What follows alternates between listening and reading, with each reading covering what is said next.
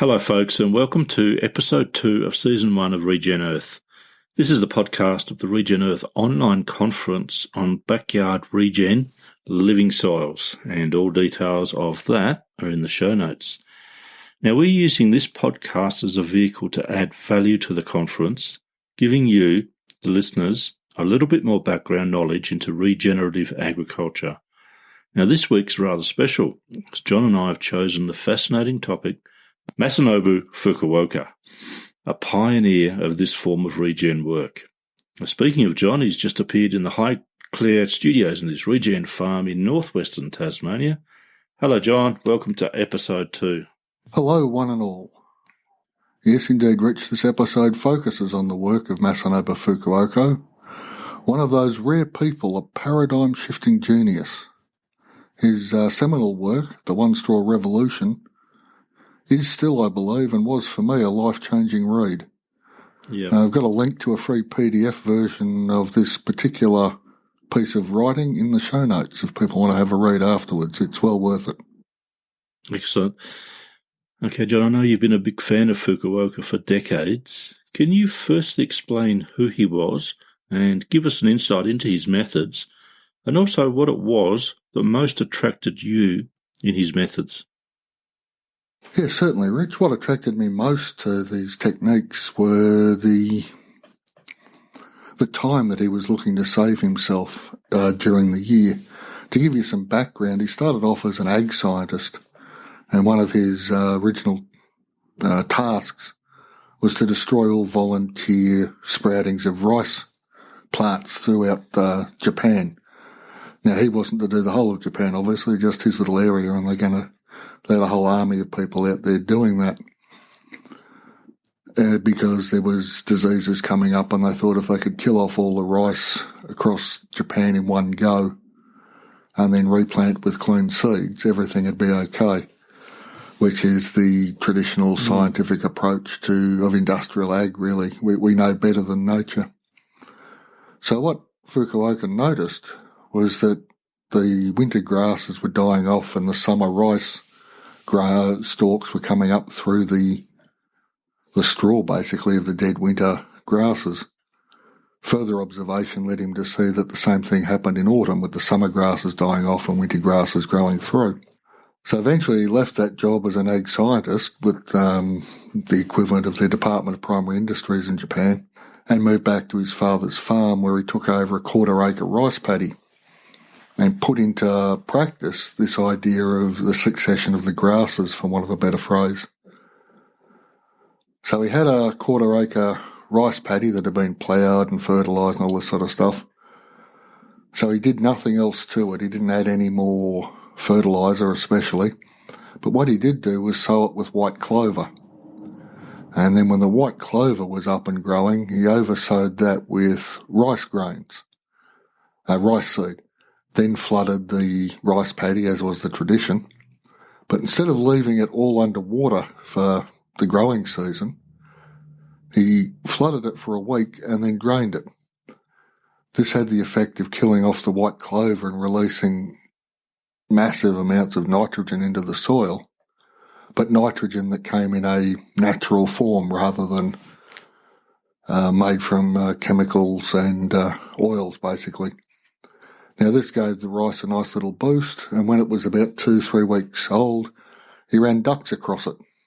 Now, the idea of doing this is to get the plants to tiller, because grass is a monocot and grows from the base, not from the tip. When it's cut back by grazing animals, it then throws up 2, 3, 4, 5 shoots. And then he took the ducts off after a week of them doing their job and just left it. And surprisingly, or not surprisingly as it turns out, the rice grew to harvest. So then he made these seed balls where you roll basically dry powdered clay in a pan with whichever seed you're going to plant, add a little bit of moisture, and the seeds become coated in the clay, and they're just basically a time capsule waiting to grow. So he tossed those out over the rice a couple of weeks before it was due to be harvested. Went in, harvested the rice. By the time he'd done that, the seed balls had germinated, And so he had stuff still growing in the paddy. Went off, threshed the grains from the rice, and then returned the straw and the husks and everything else back to the paddy. As he says, he was very Japanese about it at first and laid them out very neatly in rows, which basically smothered the barley or millet that was coming through. So the next year he discovered that if you just tossed it about, as is the way things fall over in nature, there's no straight lines there. He got magnificent results. And he just continued doing this year in, year out. Winter grains followed by summer grains and so on, with the white clover growing up in spring and then being flooded off, and the rice coming through it. And it grew 2, 3, 4, 5 feet of soil just by putting the organic matter back on the same spot, which goes against everything we're taught about, not rotational grazing, crop rotation. And so he got it all to happen in the one spot. The thing that got him to this point was that when he was a young fella, he remembered seeing the farmers in this district where he grew up have winter off, where they could go hunting rabbits and collecting firewood and even sitting down and writing poetry. And when he returned from his agricultural studies, he discovered that people were working all year round and had no time for themselves. They'd been sucked into the market and they needed to continually produce so that they had funds to buy more fertiliser and more pesticides. And, the unending cycle of industrial ag. There's a message there for people today, John, isn't there? You would think, Rich, you would think. But, his costs were much lower because it was all done by hand. Yep. There was no fertiliser costs, no pesticide costs. And once he'd had the first lot of seed purchased and used open pollinated seeds, they just kept replacing themselves. It's almost too simple to be true, but it works. Yeah. Fantastic. Yeah. So what he discovered as he got older was, and further into the system, was the phrase, "What less can I do?" so that he could allow nature to do the work that nature loves doing. And I believe you use a version of Fukuoka's methods on your own Regen farm, John. Oh, we're attempting to, Rich. I mean, we've only been here since December, but we're using a couple of piggies to clear the paddocks and get them ready for winter grains at this stage. I've got a patch of oats in, and when I move them onto the next little area, the pigs, I'll be putting down barley or spelt or something. And I'm just going to experiment and see how it goes. And obviously, I won't be growing rice. This is Tasmania. But I don't know, maybe sorghum over summer or something, or even just a different sort of oats. But it's the idea of the succession that really excites me. And the fact that once you've set the system up, there's nothing much to do except sow and harvest. And do you intend to do the seed ball method, John? Yeah, look, I've done some experiments just broadcasting. I'm not sure that's worked all that well. It has with some vetch I was using just to set up to get some nitrogen into a certain part of the paddock to see how that went. Yeah. But I'm not convinced yet that the oats have worked, but we'll see. And if they don't come up, then I'll just oversow it with seed balls of oats. But yeah, it's such a simple system. So it sounds fascinating. It really does. And I really like the way it's based on old-fashioned common sense, kind of like permaculture to me in a way, John. Bill Mollison just observing and interacting and using those skills. Can you tell us, is that all there is to the Fukuoka system or method, though? Is there more? Well, yes and no, naturally. He's got four principles. No tilling, no fertiliser, no sowing and no chemicals. And I had another one which was implicit in his work but not actually stated, that says use open pollinated seeds. Now, from those four principles, all kinds of things flow. As I said, it was a mandarin farm as well, and so we just stopped pruning, and that led to disasters of pest infestations and all kinds of things because the trees had been pruned for so long. And he was getting things growing back into the centre and over the top of themselves and whatnot. So basically, he just pruned for central leaders, which is like a straight trunk, with arms coming off the side, a bit like a Christmas tree shape. Yeah, yep. And then after training the trees back to what he calls their natural shape, I'm not sure, I've never actually seen a mandarin tree in the wild. But he found that worked really well, and very little maintenance was needed then because the trees supported themselves. And then under the trees, he was growing vegetables and flowers, and he's got this wonderful phrase, was it orchard, vegetable patch, or flower bed? Who knows? It's all three at once. That's great. And it's all about, he uses poultry, so he's not real big on stock. Ducks he likes, and he had a few chooks as well. But basically it's as simple as just watching and then letting nature do the things she's designed, has evolved to do. I've got to stop calling it designed because it has other implications, obviously. But yeah, nature just has evolved to do these things over plenty of time, and it's almost an act of hubris to think we can come in and fix it and make it better. Yes. Yeah. He had other ideas of, living simply and all the rest of it, which isn't a bad thing. But it's worth a look, I reckon. And as I said, the link's in the show notes. There's something in it for everyone. I might also add that these techniques have been applied across the world.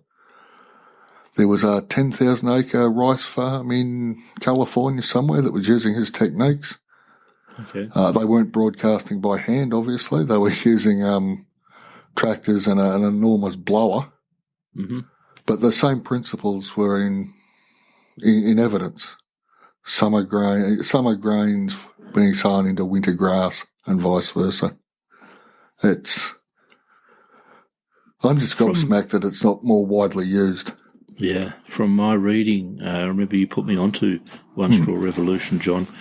He makes use of deep-rooted plants, doesn't he, like daikon radishes, to mine the soil, so to speak, of nutrients. Is that correct? Yeah, he certainly does that, and that's part of his longer vegetable successions. He's got another book called The Natural Way of Farming. There's about a 35-year succession for each plot, if you wanted to take it that far. But daikon radishes, which are the long, sort of foot-long ones that the Japanese like to, pickle?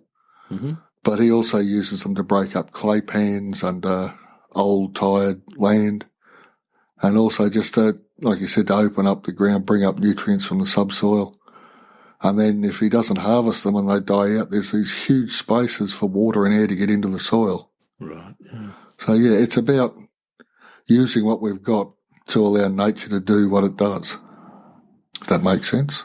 It does. And finally, we've titled this show, What Less Can I Do?, which is one of Fukuoka's great phrases.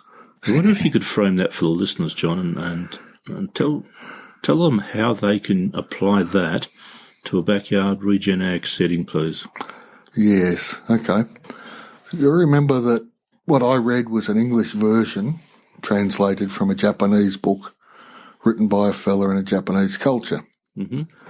Now, I'm not Japanese and I don't understand Japanese culture to the same extent as someone who was born into it. You could describe his work as Zen, but that's an overused word. But Zen is basically about observing nature and reality as it actually is, which is sort of where he comes from. So the thing is, if you notice with his process, to begin with, he had the rice paddy set up that he inherited from his father, and he just used what he had on hand. And now for a backyard regen situation, use the garden beds you've got, but make them deeper. Mm-hmm. Dig garden style, or add new ones. It doesn't matter. It's the initial work in the setup is what takes the time, and it's not hard work either. We'll be doing a whole show on no-dig gardens at one stage, and that'll also be on at the conference as well. Mm-hmm.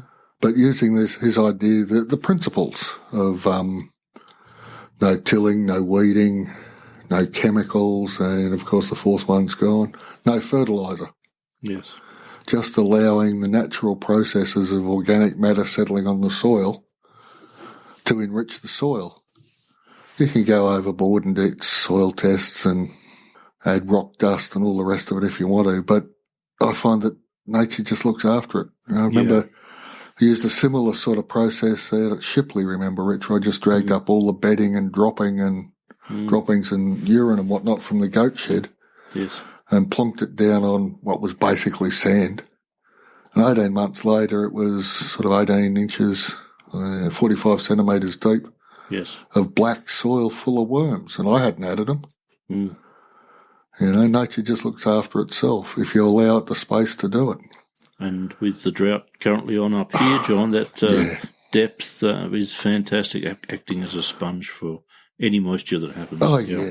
Yeah, it acts as, like I said, a sponge and as a moderator to too much rain and too little rain. So it sort of soaks it up and then draws it down. And imagine the whole of suburbia being one of these sponges. Yeah. It's our aim, isn't it? It's our goal. Yeah. There'd be far less flash flooding, you know, in towns and whatnot. There's still the hard surfaces of the roadways and whatnot, but turning the rest of the place into huge parks into sponges, and carbon sinks. Yes. Personally, I'd be inclined to start with the golf courses, but that's a personal matter. No, I'm in on that. It's a good walk wasted to somebody. Someone scribe once said. Yeah, but there's so much space for doing this in the urban, peri-urban, and then the rural areas. Yes, indeed. And it's a return to the soil people were looking to create before they got hold of chemical fertilisers, which is just basically hydroponics in subsoil nowadays in a lot of places, which is sad. Yes, indeed it is, John. So I can highly recommend people read the One Straw Revolution. It changed my life. Yep. Okay, that just about ties it up for this episode, folks, and I'm really looking forward to the No Dig Garden presentation that you're going to do, John. Thank you very much today for giving us the benefit of your knowledge on the Great Fukuoka and proof that you can apply his methods and the methods of the great regen farmers in your own patch of land. Yeah, we'll have more background and applied facts for you to use in your backyard or even in your window box on our next show. And all details of our September online conference and relevant links will be in the show notes. Bye for now. See you later. Thanks for listening.